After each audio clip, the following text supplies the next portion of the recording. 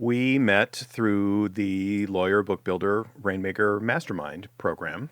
Honestly, for me, that was such a great kind of time where I could shift, like I was saying a little bit earlier, Mhm. where I've decided to kind of shift some of my focus on more of like the business development, working directly with the attorneys, because my role is so broad and I do so much here at the firm. And that was just for me such a I really enjoyed it, and I enjoyed the different modules that I had to go through. It was kind of like, it's like retraining, reminding you of different things. And I think even in some of those, there were stories about attorneys saying like, oh, I know this stuff. I mean, business development, I know what I'm supposed to do, but it's great to have those reminders. And that's what I felt like that really did. And it helped me be able to set up with a few of the attorneys.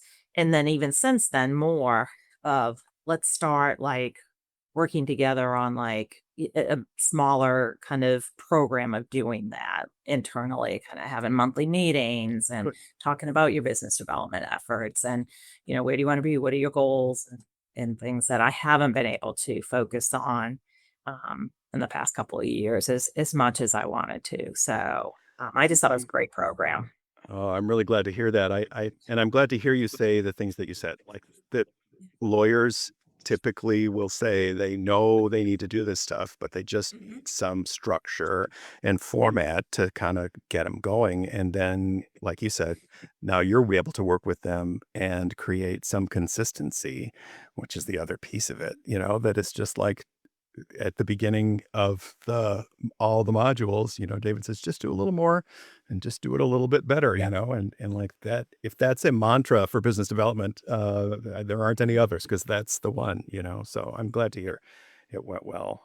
So you were telling me earlier that, that you have some people that are Mhm. intuitively, like, that's how they're wired, they get it. I think every firm's got those people, and you call them rainmakers or whatever you want. I hesitate to use the term rainmaker because I think it sets up an expectation that that's gotta be the outcome, but really it's not. So some people are wired to do this.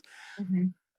Have you been able to tap into how those people are wired for business development, either through what you took away from the Lawyer Book Builder modules and the mastermind, or within the firm culture itself, that other people can kinda go, "Oh, yeah, that's the thing I was looking for," or like, "That's what's gonna help me Mhm. as well."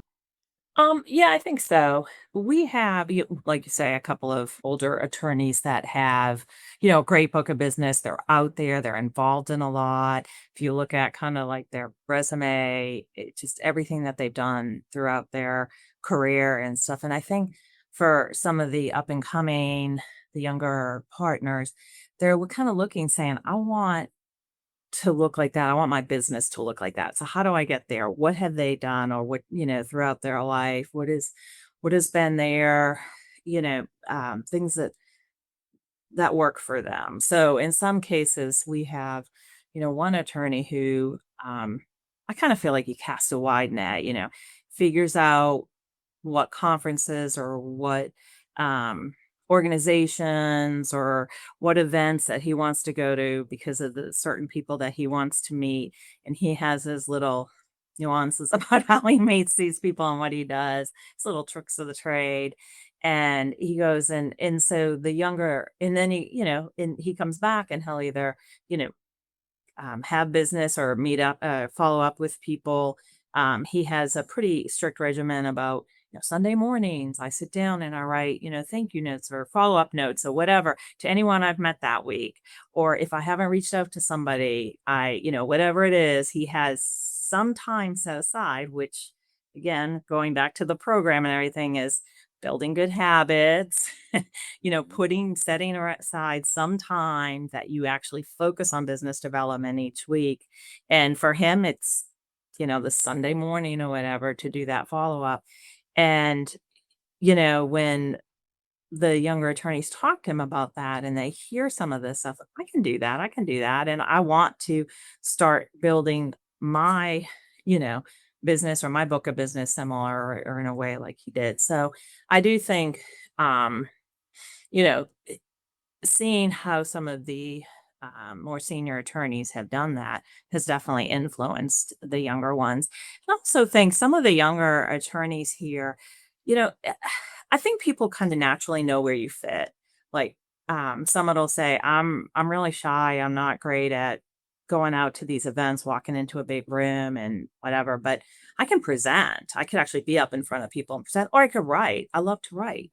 And so I think too that, you know, working with the attorneys, but helping them learn, like, what is it that you like to do and what are you good at? And then really kind of honing them in or directing them that way. Um, I have one attorney that I'm working with on a monthly basis, and he does go out to a bunch of like different events or and is involved in some organizations. And over the past, I'd say probably 2 is it 3 years we've been working together now? He's kind of figured out now, you have to kind of cast a little bit of wide net. I'm gonna join this group, I'm gonna do this, I'm gonna do this and this. Which ones are working for him, which ones aren't, what direction he wants to go in.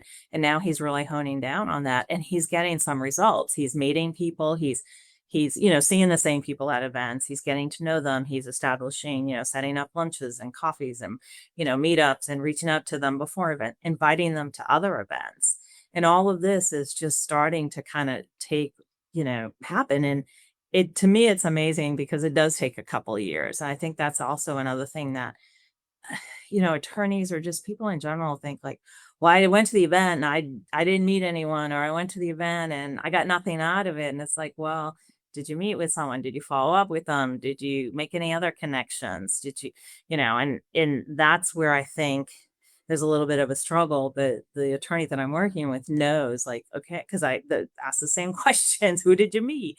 Who did you talk to? Do you have any follow up? What's your next steps? What are you doing next month? Or if you're attending that event, are they also attending that event? But you just like that constant kind of reminder, and then they start to kind of think that way and follow along with it. And it's been, I mean, it really is. It's been great to see for this one individual, and I just hope at some point something bigger comes from it. But he's really making some great connections. If we trust the process, I'm glad to hear that. If we trust the process, it is what the result is. So we just have to be steady. And the people, I think that if you describe a kind of attorney that I think, many of us who do this have encountered, where it's like, okay, I did the thing you told me to do and nothing happened. Like, uh, it's good. Do it again. Like the managing partner of the first firm where I had a business development role. Like I was the director of business development for the first time, and the firm hadn't had that a person in that role. Anyway, the managing partner, was a very good storyteller. Was great with juries, great with closing arguments. Really summed things up really well. And he said that, in his basketball days, if a player came up to him and said, "Coach, I don't like running laps," he would say, "Oh, good, go run more laps." You know, until until you like it, or you start not until you like it, but until you start seeing the benefit running laps, and not focusing on the end goal, but rather the steps in the process and the progress that you make. That's one more meeting that you didn't have, on your schedule before you started, like, going heads down. Let's put some more meetings on those, and I think that lawyers, I mean, my heart goes out to them too. They're in a tough spot. They have high pressure jobs, most of them, or the situations, vary from high pressure to not high pressure, but there's always some client who feels it's very important to them, and whether, it's a $10,000 contract or a multi-million dollar deal or a lawsuit worth $500,000, it's a lot. And it can be a lot more to the client as well. And I think that just sort of framing up for the lawyer that we get them, we understand them, we wanna work with them, like you said, find the thing that's gonna fit, find the time that's gonna fit. I think a lot of lawyers would, thinking about this person who's having success at your firm working on Sunday mornings would go, "I would never wanna do that on Sunday morning." It's like, Yeah. "Okay, well then when?" Like, you have Yeah. to do it at some point, Yeah. and the more you do it, and it doesn't have to take all Sunday morning either, if you're not doing anything, then 15 minutes a day is a lot more, you know? Yeah. So start there. I think the other commitment that helps the attorneys is, for them not just to go out and do the business development effort or activity or whatever, but to also come back and then share it and work with me or across the board, any kind of BD professional, because I think when you have those things work hand in hand, that's really where a lot more success comes from. So you could have attorneys who are great at going out and doing all this stuff, but if they're, and I say this all the time, like if they're coming back and they're not sharing that information, not telling you what's going on, one, you can't follow up and help them. You can't direct them. You can't, and I think that's where some of that success, I mean, well, a lot of that success part too is also coming from with the attorney and others that I'm working with, is that, we are coming back and they're coming back and we're meeting and we're discussing this stuff and then figuring out like what's the next step, or is there follow-up, or where are we going with this, and was it successful? And then the next year, do we do the same conference or do we whatever and stuff, but being able to make some of that. Whereas if the attorney is just kind of going off and doing it on their own, they're gonna have their success, especially if they're good at it, but there might be some low-hanging fruit that's kinda left behind and stuff that might be, make it even better for them or whatever. So anyways, I just think that, a very strong thing is just trying to, like, making sure that the attorneys are coming back and working with their, business development professionals in some way, whether sharing or having little mini discussions, a little bit of accountability there, not just like, yeah, I went to the event, it was great. Right. Met some people. Yeah, more stuff happens when you talk about more Mhm, stuff. I mean, mhm, that's just, that's just better. Whether like you say, it's important to talk to your marketing and business development professionals. It's also important to talk to your colleagues and mhm, people yep, who work under you and above you. It mhm, is part of what grows the culture of business development in an organization. And the more people talk about it, not only are they going to get some credibility and bragging rights for doing the yeah, thing, if that's important to them. There's lots of things mhm, that motivate lots of people.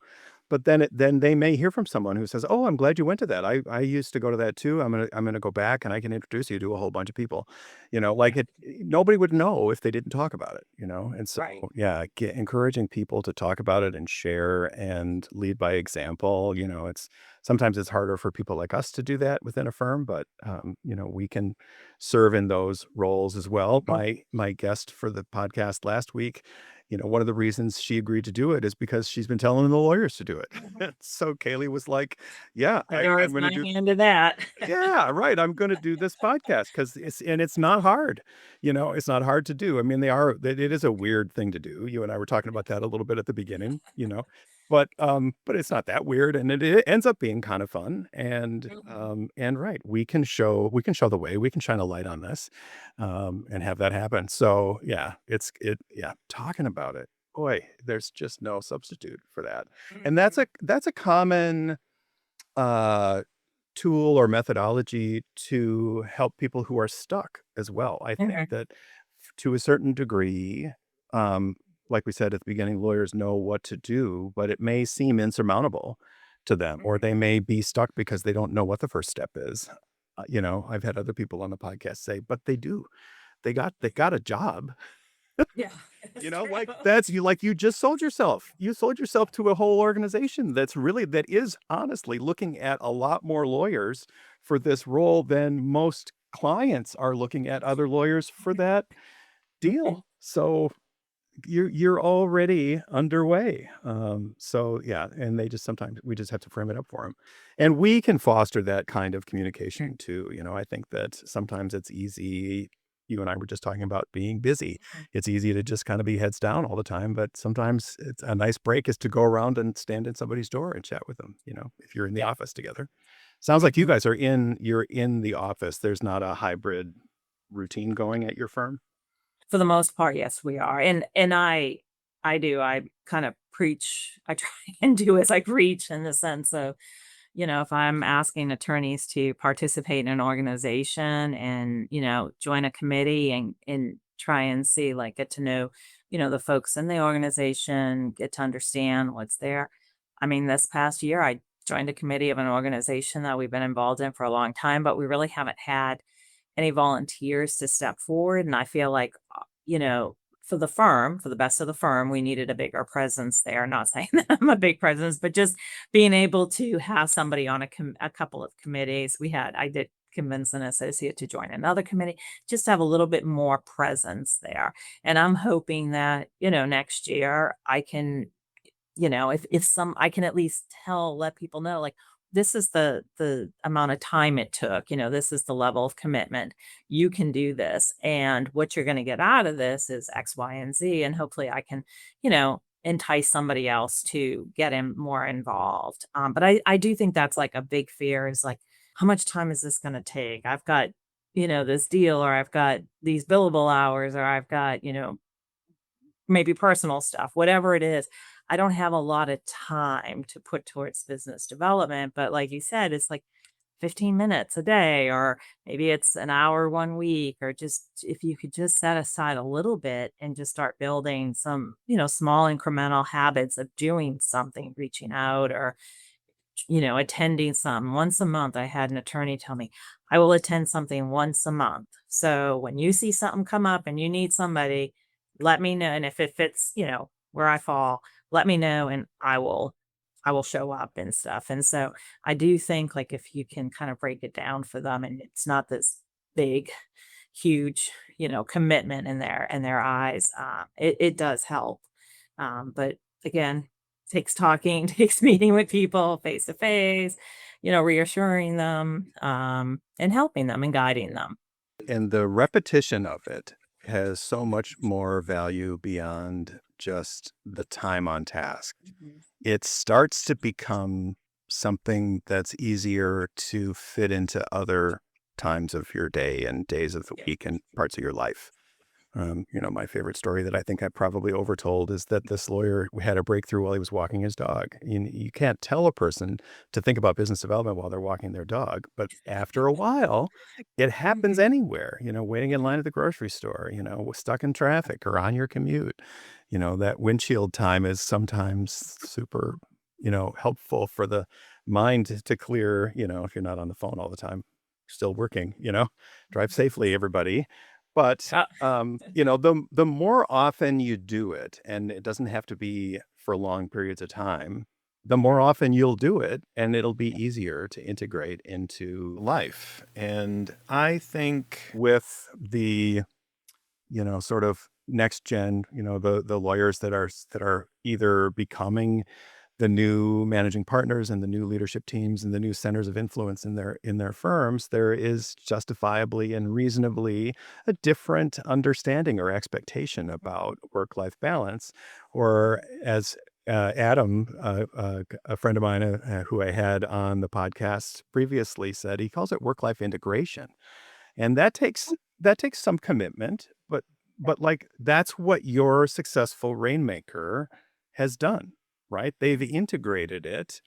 It isn't one or the other. It's integration, and that can have a lot of freedom and flexibility associated with it as well. Like it's sure, I'm on a sailboat right now, but oh, I had this great idea, about outreach to clients, something about, sailing kind of tipped them off. And so living a rich life and a balanced life can help you integrate, the things that are gonna make you successful and enable more flexibility and freedom in your career and in your life downstream. So, but it's like, there's a book, people know they're supposed to be doing things differently than they're doing. I think I mentioned this book on the last episode that I did, but it's called Strategy and the Fat Smoker.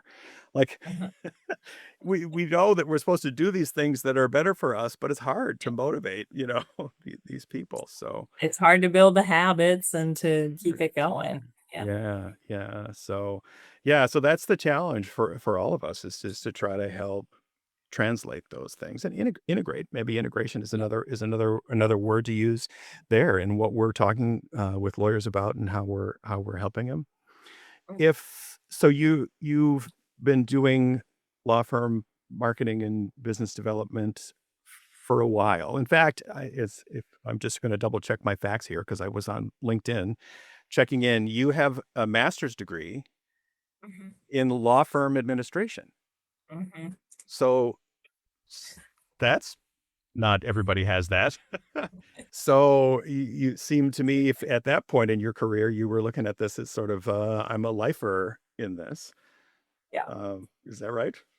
Fair to Yeah, say? Is that I fair to mean, say? it's very fair to I actually very much enjoy working with lawyers. I very much enjoy working in law firms. I did too. Um, I find that they are, definitely different than in some ways in corporate America, and, um, I think that they're I think that if you open yourself up to the opportunities, there are a lot more opportunities out there than you think, to continue to learn and grow. And I think that on staff side, I also think that on the attorney side, because I mean, just I was just thinking like the evolution of a law firm.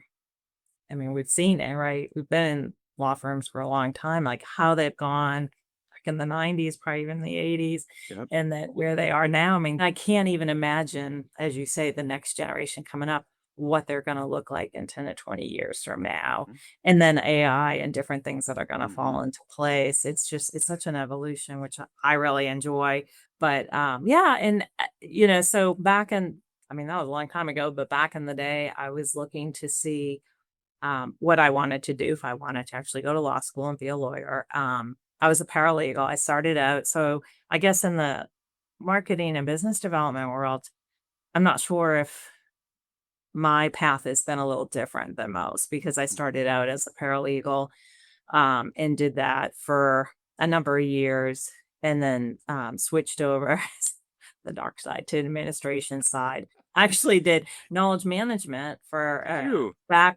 knowledge management when it was like the thing to do. Sure. I was in that area for a few years and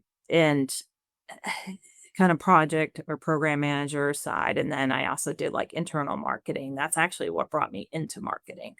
But probably one of my bigger talents is just working with the attorneys, understanding their needs, um, being able to sort of talk their language, but also transferring it into like what are the real needs and how do we do that? That was a big thing with knowledge management is trying to, I need this.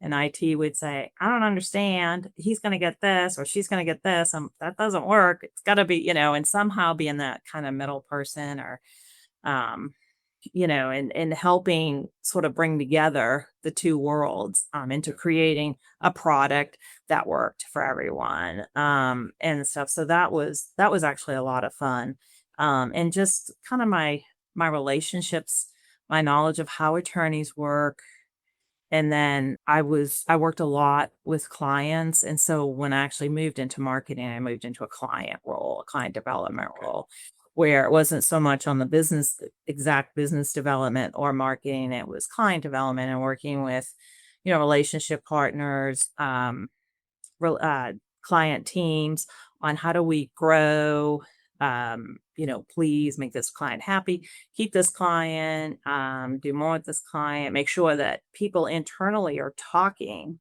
so that we look good in front of the client and not bad in front of the client so that we're all on the same page. And that was a really fun role. And that's sort of that was my breakthrough, yeah, into marketing. So the whole like legal administration is probably the other side of more running a law firm and less about all of this that I've Right. done. But that's what I say is like that's what I love about law firms is, you know, there's a lot of opportunity there if you just kind of open yourself up and you know, it's there's a lot of parallels in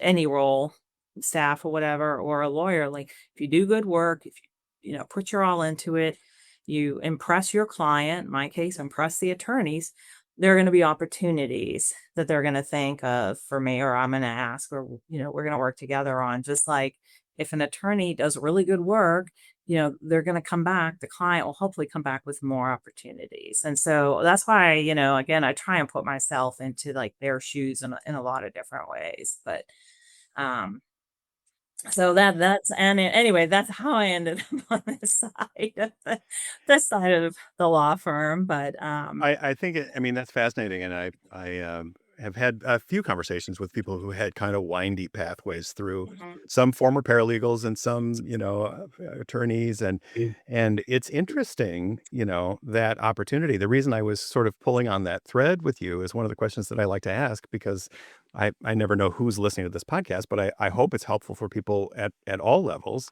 If a young professional in this field, wonders what they should be doing differently or better or what the future might hold for them, you just answered that question, like treat them like a client. Like mhm, that's what they understand.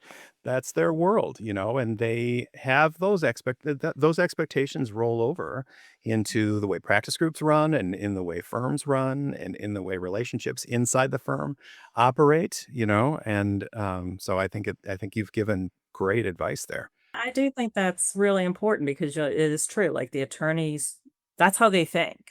I mean, that's their world, and Yeah. if you can kinda put yourself in their shoes and think in a similar manner and, have similar goals and expectations on, that particular level, service and stuff, it's just it does make a difference, and I can sometimes see, like, for folks that are maybe not as happy or as successful where they're at, those are I'm always trying to kinda encourage, like, open up your mind and think, like, kinda me, like, if these people don't wanna do on this committee, why is that? Is it because it's a lot of work? Well, let me join in and see because I'm certainly not short on work, but let's see what it takes up of my time and how can I manage it so that I can then say to them, you know, this is doable if you do the following or, whatever, guide them in certain ways. It's definitely, you just gotta kinda walk in their shoes. That's right, that's right. I feel a lot of metaphors to use. Walk in their shoes is a good one. Shoulder to shoulder is another one that I Yeah. say. Like I'm doing the same stuff. We all have clients, and we all already have elevator pitches, and we all already talk about the work that we do. We, like I said earlier, what Adam had said. We've all already been hired. Yeah. You've already sold yourself in competition with other lawyers. Like that's great. Giving good client service is business development, Answering emails in a timely way is business development. Sending bills that are clear and easy to understand, that is business development. That's a Yeah. piece of marketing right there. This Mhm. firm this firm gets it, and they're not trying to, jam the file, right? Like, this is clear. I see where the money that I'm paying these people is going, So all of those things, they do a lot of it, an awful lot of it already, so Yeah. it's good. It's good. I'm glad you see it that way too. Yeah. So, And like I said earlier too, a lot of it is just reminding them. They all know, they all know these business development tactics, I guess you would say, or things that they need to do. But because they're caught up in a case or caught up on a deal or their minds are focused elsewhere, it's just little reminders. It's just yeah. little like, hey, have you done this? Or hey, have you Yeah. thought about this? Or hey, can your associate help you, write an article that you can review? It's just little reminders. Right. And then they're like, oh yeah. So Right. Right. And those can be as custom as, or attorney by attorney, or more broadly, helping a whole group of lawyers move mhm. in the same direction. So yes, there's no wonder when we jumped on the call, you said you were busy. Yep. There's always a lot to do, and firms with people like you, I mean, as the future's bright because you care about it and understand it, and it's you want those people to be successful, and that's why I was saying earlier, like we're lifers, you and I have been doing Yeah. this for a Oh while, yeah. and it's not, it is different. It is a different environment. They're not the same as other, law firms aren't the same as other companies necessarily. Maybe in some ways they should be, but a lot of times they're not. And it doesn't take too much self-awareness and openness to understanding the way they work to be more successful in them and to help the lawyers be more successful. After all, that's why we're in the jobs that we're in. So, Some of my greatest accomplishments are not mine. They are whatever the attorneys have been able to accomplish through amen. some of the efforts and stuff. And I take a lot of pride, silent, quiet pride, Sure.